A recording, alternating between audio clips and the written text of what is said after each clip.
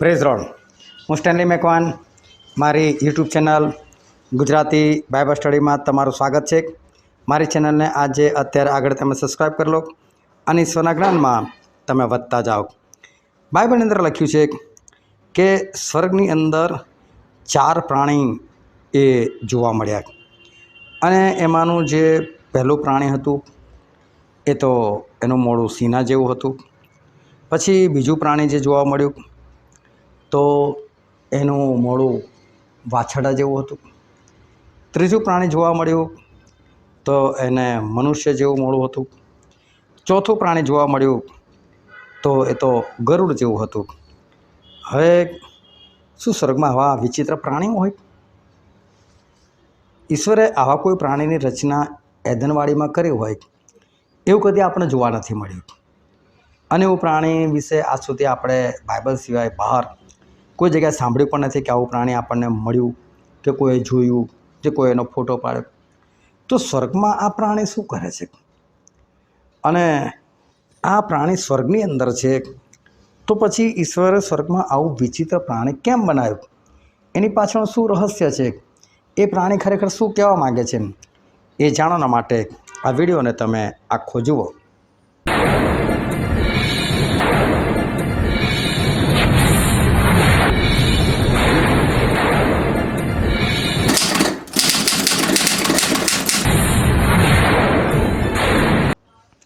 આજે છે તારીખ 19 મે 2026ની સાલ અને વોટ્સએપ પર જે રોજ 10 સવાલ પૂછવામાં આવે છે તેનો આ વિડીયો છે.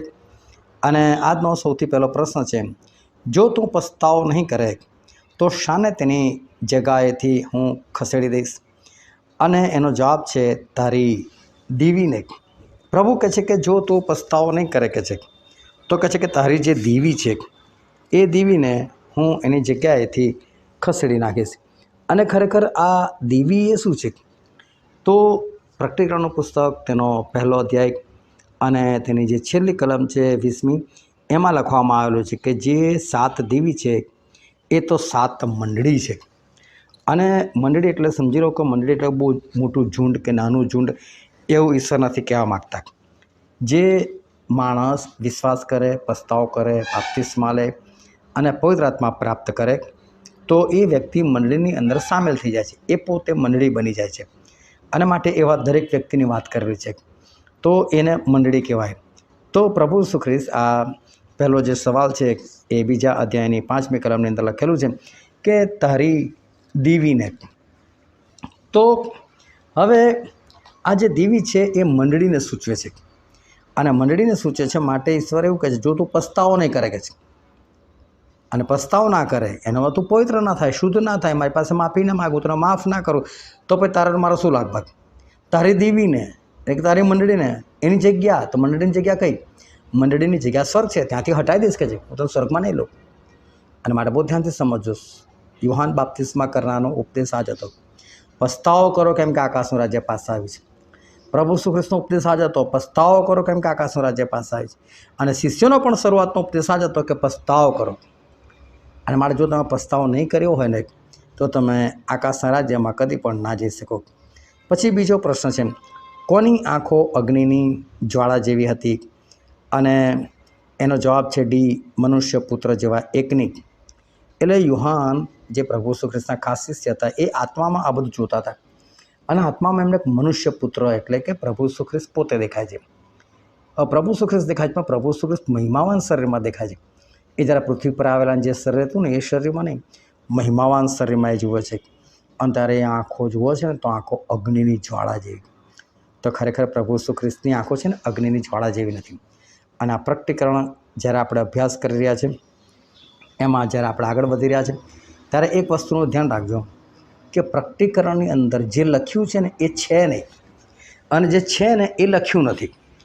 એટલે કહેવાનો અર્થ એવો કે જે કંઈ લખ્યું છે ને બધું કોડવર્ડમાં લખેલું છે. એ સીધું સીધું નથી લખ્યું. એ કોડને આપણે ડીકોડ કરવા પડે, ખોલવા પડે તો આપણને ખબર પડે. એટલે પ્રભુ ઈસુની આંખો કેવી છે? અગ્નિની જ્વાળા જેવી. તો અગ્નિની જ્વાળા જેવી આંખો એટલે શું કહેવા માગે છે? એ એવું કહેવા માગે છે કે અગ્નિની જ્વાળાની અંદર બધું બળીને ભસ્મ થઈ જાય. અને અગ્નિની જ્વાળા એટલે બધું આરોપાર જોવાઈ જાય. અને પ્રભુશ્રીની આંખો એવી છે ને કે તમારા પાંસળીઓના પાંજરાને પણ પાર કરીને અંદર જે હૃદય છે એ હૃદયની અંદર ઘૂસીને બધી વાતો એ જોઈ લે, એટલે તમારા હૃદયમાં શું છે જોઈ લે. એટલે બીજો કાળતો 16મો અધ્યાય 9મી કલમમાં લખેલું છે કે ઈશ્વરની દ્રષ્ટિ પૃથ્વી પર દરેક મનુષ્યના અંતઃકરણ પર છે.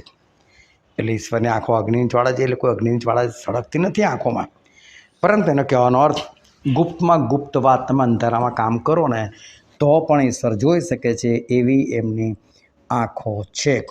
પછીનો પ્રશ્ન છે, હું કોને ઠપકો આપું છું તથા શિક્ષા કરું છું? અને એનો જવાબ છે, સિંહ જેટલા પર પ્રેમ રાખું છું તે સર્વને. 3જા અધ્યાયની 19મી કલમ. હવે તમે જુઓ કે ઠપકો, હું કોને ઠપકો આપું છું. હવે સમજો કે જેની સાથે મારે કોઈ લેવા દેવા જ નથી, એ છોકરું કદાચ 12 વર્ષનું છે, 15 વર્ષનું, 17 વર્ષનું છે, કદાચ બહાર સિગરેટ પીવે છે. તમારી નજરમાં આવા બાળકો આવ્યા હશે, તમે સિગરેટ કે બીડી પીતા જોયા હશે, તમાકુ કે મસાલો ખાતા જોયા હશે.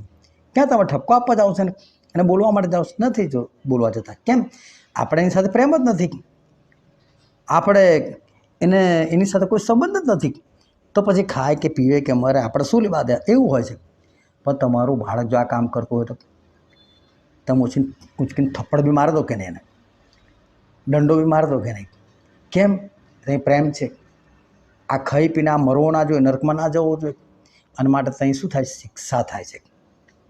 તો એમ પ્રભુ પણ કોને ઠપકો આપે છે, કોને શિક્ષા કરે છે? તો જેને પ્રેમ કરે છે ને. આના માટે એમની શિક્ષા કેવી હોય? બીમારીઓમાં આવી જાય, નાણાકીય સમસ્યાઓમાં એમની શિક્ષા જાય, ગમે તેમાં એમની શિક્ષા જાય. પણ તમે જ્યારે હલવાઓ ને તો એટલું સમજી લેવાનું કે હું હલવાયો છું એનો મતલબ ઈશ્વરની શિક્ષા આવી છે. અને ઈશ્વરની શિક્ષા આવી છે તો ઈશ્વર મને પ્રેમ કરે છે. પણ મેં શું ભૂંડું કર્યું કે ઈશ્વર મને શિક્ષા કરી? એ તરત પોતાની જાતને તપાસવા માટે બેસી જવું જોઈએ. પછીનો પ્રશ્ન છે ચોથો, કોણ શૈતાનની સભા છે? અને બીજો અધ્યાય અને તેની 9મી કલમમાં એનો જવાબ છે. અને અમુક લોકોએ જવાબ એનો ખોટો લખી નાખ્યો અને જવાબ લોકોએ લખી નાખ્યો એ યહૂદી. પરંતુ મેં બીમાં એક ઓપ્શન આપેલું છે, શું ખબર. અને જો એ ગાડી હું તમને વાંચીને બતાવું કે આ કલમ એ ખરેખર એ શું કહેવા માગે છે. અને ત્યાં એવું લખેલું છે બીજા અધ્યાયની 9મી કલમમાં, હું તારી વિપત્તિ તથા તારી દરિદ્રતા જાણું છું, તો પણ તું ધનવાન છે. અને જે કહે છે કે અમે યહૂદીએ છીએ પણ એવા નથી. એનો મતલબ યહૂદીઓની કોઈ ખાસ ઓળખ છે. યહૂદીઓ એટલે ઈશ્વરના લોકો, ઈશ્વરની આજ્ઞા પાળનાર લોકો, ઈશ્વરના ચાહીતા લોકો, ઈશ્વરને પસંદ છે એવા લોકો. તો શું કહે છે? અમે યહૂદીઓ છે પણ એવા નથી, પણ શૈતાનની સભા છે. એટલે બધા યહૂદીઓ માટે નથી લખ્યું, પરંતુ યહૂદીઓ જે લોકો પોતાને કહે છે પણ યહૂદી જેવા નથી એવા લોકો શૈતાનની સભા છે. એટલે યહૂદી જવાબ ના આવે. બધા યહૂદીઓ કંઈ શૈતાનની સભા નથી, પણ જે યહૂદી ખરેખર યહૂદી જેવા નથી, જે ઇઝરાયેલીઓ ખરેખર ઇઝરાયેલી જેવા નથી, એ લોકોની વાત કરે છે. એટલે રોમન 9મો અધ્યાય અને તમે 6 થી 8 કલમ વાંચો તો કે જે બધા ઇઝરાયેલી છે બધા દેવના છે એવું નથી કે જે, પણ જે વચન પાળે છે એ જ દેવના છે એમ. એટલે પોતાને યહૂદી કહેતા હોય પણ યહૂદી જેવા કામ ના હોય તો જ એ લોકો શૈતાનની સભા છે. પણ જે લોકો બિચારા યોગ્ય રીતે ચાલતા તે યહૂદી થોડા શૈતાનની સભા છે? એ બધા શૈતાનની સભા નથી. તો અહીંયા અમુક લોકો માર ખાઈ ગયા, પરંતુ ખરેખર મને આનંદ થયો કે મોટાભાગના લોકોનો જવાબ સાચો આવ્યો અને એ લોકોએ લખ્યું શું ખબર. પછીનો પ્રશ્ન છે 5મો, ચારે પ્રાણી તથા 24 વડીલો કોને પગે પડ્યા જ્યારે તેણે? અને એનો જવાબ છે ડી, હલવાનને. અને 5મો અધ્યાય અને 8મી કલમમાં લખેલું છે. અહીં 4 પ્રાણી વિશે વાત કરેલી છે કે એ 4 પ્રાણીઓ જે લોકો હતા એ 4 પ્રાણીએ હલવાનને પગે પડીને વાત કરી. હવે આ 4 પ્રાણી અને 24 વડીલો એનું રહસ્ય હજુ આગળના વિડીયોમાં આવશે કે એ 4 પ્રાણી ખરેખર હજુ શું કહેવા માગે છે. પરંતુ આપણને પ્રશ્ન થાય કે શું સ્વર્ગની અંદર આવું પ્રાણી હોય કે જેના 4 અલગ અલગ પ્રકારના મોઢા હોય, એવું પ્રાણી હોય? પરંતુ આપણે આગળ જોઈશું કે એ 4 પ્રાણી ખરેખર શું કહેવા માગે છે, એ 24 વડીલો ખરેખર કોણ છે એ બધું જોઈશું. પણ એ લોકો હલવાન એટલે પ્રભુ ઈસુ ખ્રિસ્તને પગે એ લોકો પડ્યા. ક્યારે? કે જ્યારે પ્રભુ ઈસુ ખ્રિસ્તે પેલું ઓળિયું લીધું અને ઓળિયાને 7 મુદ્રાથી મુદ્રિત કરેલું હતું. એ ખોલવાના માટે કોઈ વિજયી થયું નહોતું, પરંતુ પ્રભુ ઈસુ વિજયી થયેલા હતા અને એમણે જ્યારે એ લીધું ત્યારે બધા એમને પગે પડે છે. પછીનો પ્રશ્ન છે 6.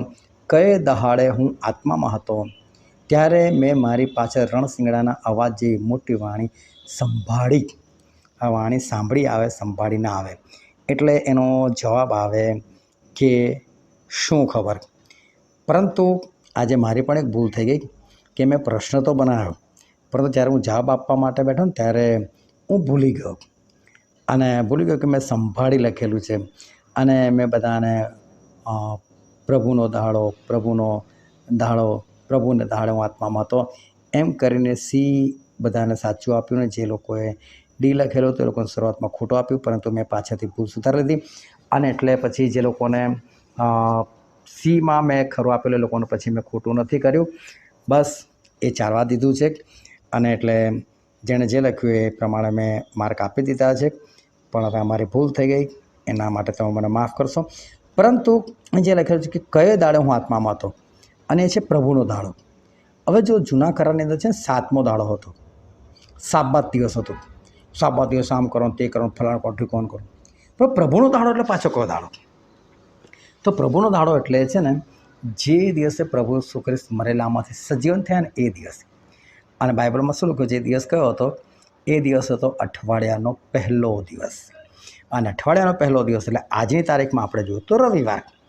આજે પેલા યહોવાના સાક્ષીઓ, પછી આ માતા પરમેશ્વરીવાળા, પછી એ સિવાય બી 7th ડેવાળા, આ લોકો બધા શું માને ખબર? ના, 7મા દિવસે જ ચર્ચ હોવું જોઈએ, 7મા દિવસે જ આરાધના હોવો જોઈએ, એ જ સાબત દિવસ, એ દિવસ કોઈ ના પાડે તો એ શ્રાપિત થાવ, ફલાણું ઢીકણું. બાઇબલમાંથી જ બોલે. માન્ય છે આપણે કે 7મો દિવસ હતો, બધી વિધિમાંથી તો ઈશ્વર આપણને બહાર કાઢી નાખ્યા. અને પ્રભુ ઈસુ જે દિવસ ઉઠ્યા એ હતો અઠવાડિયાનો પહેલો દિવસ. હવે એવું નથી કે તમને અઠવાડિયાના પહેલા દિવસ માટે પણ બાંધી દીધા છે કે તમારે રવિવાર જ બધું કરવું, એવું પણ નથી.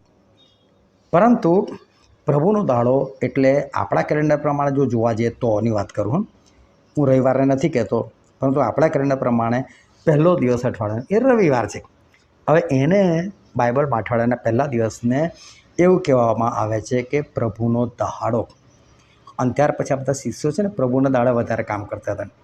એ લોકો સંગત કરતા હતા તો પ્રભુના દહાડે કરતા હતા.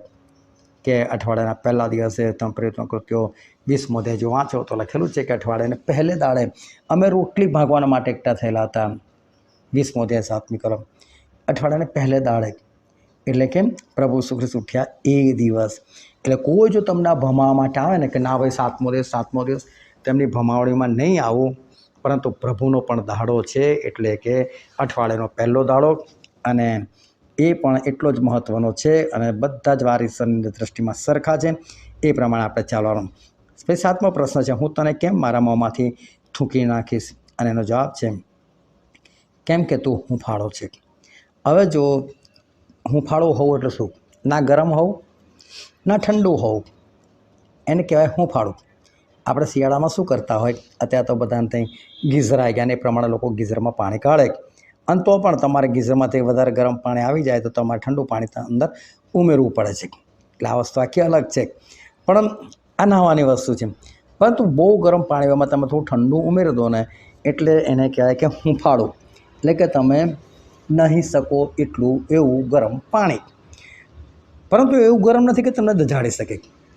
પરંતુ જે પ્રભુ એવું કહેવા માગે કે તું ટાળો નથી, એટલે કે ઠંડો નથી. ઠંડો નથી એટલે કે તું શૈતાનમાં નથી.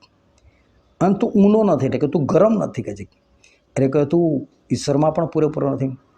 કારણ કે બાઇબલમાં શું લખેલું છે ખબર છે?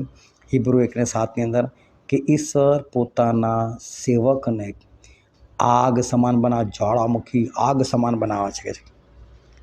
તો આપણને ઈશ્વર આગ જેવા બનાવે છે. આગ જેવા હોવું એનો મતલબ કે ઈશ્વરમાં હોવું, અને ઠંડુ હોવું એનો મતલબ શૈતાનમાં હોવું.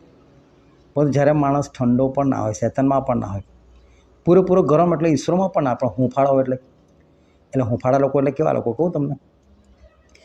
જો ચર્ચમાં જાય ને તો હાથ ઊંચા કરીને હાલેલુયા હાલેલુયા કરે અને એવું લાગે આ તો કેટલો જોરદાર આત્મિક વ્યક્તિ છે. અને ચર્ચમાંથી બહાર નીકળે ને તો દારૂ પીનારા જોડે દારૂ પીવા બેસી જાય, બીડી પીનારા જોડે બીડી પીવા બેસી જાય, નિંદા કરનારા સાથે નિંદા કરવા માટે પણ બેસે, જગતની વાતો કરે. ત્યારે એવું લાગે ભાઈ આ માણસ કોણ છે? આ જબરદસ્ત જગતનો માણસ છે. એટલે હુંફાળો છે. ના 100% શેતાનમાં ચાલે છે, ના 100% ઈશ્વરમાં ચાલે છે. અને આવા વ્યક્તિની સર શું કહું, તમને મારા મોંમાંથી થૂંકી કાઢીશ. આવું જીવન ના હોવું જોઈએ. આવું જીવન આપણે બદલવાની જરૂર છે. 8મો પ્રશ્ન છે, કોણે બાલાકને ઇઝરાયલ પુત્રોને આગળ ઠોકર મૂકવાનું શીખવ્યું? અને એમાં મેં એક ઓપ્શન રાખ્યો છે બલામના બુધે, અને ઘણા બધા લોકોનો જવાબ એટલા માટે ખોટો પડે કે લોકોએ બલામના બુધે લખ્યો, પણ તમે ધ્યાનથી વાંચો તો એનો જવાબ આવે ડી. અને ડી એટલે કે બલામે. અને એ બીજા અધ્યાયની 14મી કલમની અંદર બહુ સ્પષ્ટ લખેલું છે. હું તમને વાંચીને બતાવું. તો પણ મારે તારી વિરુદ્ધ થોડી એક વાતો છે, કેમ કે બલામના બોધને વળગી રહેનારા ત્યાં છે. જોઈશું કે બલામના બોધને વળગી રહેનારા ત્યાં તારી પાસે છે. એણે એટલે બલામે, એણે એટલે કે બલામે બાલાકને ઇઝરાયલ પુત્રોની આગળ ઠોકર મૂકવાને શીખવ્યું. એના બોધે શીખવ્યું નથી લખ્યું, બલામે શીખવ્યું. એટલે એનો જવાબ છે બલામ. પછીનો પ્રશ્ન છે, આ જે બલામ હતો એ બલામ જૂના કરારમાં થઈ ગયો, અને એ બલામ હવે નવા કરારમાં નથી, પરંતુ એણે એ વખતે વ્યભિચાર કરતા લોકોને શીખવાડ્યું. અને બીજું શીખવાડ્યું એણે કે મૂર્તિના નૈવેદ્ય ખાવાનું, કે તમે આ બધું કરો, આ બધું ઈશ્વરને મંજૂર છે, ઈશ્વર આમાં ના નથી પાડતા. અને એમાં 23,000 ઇઝરાયલ પુત્રો નાશ પામેલા હતા. અને આજે પણ ઘણા બધા સેવકો એવું કહે છે કે શું કામ તમે કશું વસ્તુ જોઈને તમે બી જાઓ છો? ખાઈ નાખવાનું, કશું નહીં, પ્રાર્થના કરો એટલે બધું શુદ્ધ થઈ જાય. અરે પ્રાર્થના કરો એટલે કે અશુદ્ધ વસ્તુ કંઈ શુદ્ધ ના થાય. હા, જે ઈશ્વર ખાવાની ના પાડે છે ને એ નથી જ ખાવાનું, નૈવેદ્ય તો નથી જ ખાવાનું, મરેલાનું નથી જ ખાવાનું, એ ઈશ્વર આપણને કહે છે. પછીનો પ્રશ્ન છે, દરેક આંખ અને જેઓએ તેને વિંધ્યો તેઓ પણ કોને જોશે?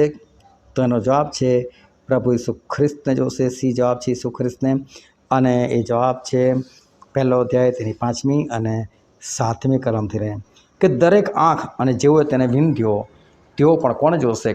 હવે આપણે એવું થાય કે 2000 વર્ષ પહેલાં પ્રભુ ઈસુ ખ્રિસ્ત મરી ગયા, એમને કાંટાઓથી વિંધવામાં આવ્યા, એમને કોરડાઓથી વિંધવામાં આવ્યા, એમને ખિલ્લાઓથી વિંધવામાં આવ્યા, ભાલાથી વિંધવામાં આવ્યા, અને કે આ વિંધનારા પણ પ્રભુ ઈસુ ખ્રિસ્તને બીજા આગમનમાં જોશે.